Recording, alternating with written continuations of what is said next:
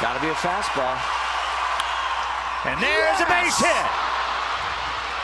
Here comes one, here comes two. Beckham into third, and the Sox lead at 5-3. Yes! How about that? All coming with 2 out, nobody on. Isn't that amazing? Well, some pretty good at bats against the hard thrower. And of course, Kluber too at the start of this inning. There's a fastball, strike down, out over the plate, and Keppinger, look at that, head down, just goes with the pitch perfectly. Nice job of hitting by Jeff. 2 RBIs, and that was easy. Runners at the corners too, as they were in motion on a 3-2 2-out situation. Great job. Good ABs. Robin pulling the right switch. Yeah, he did.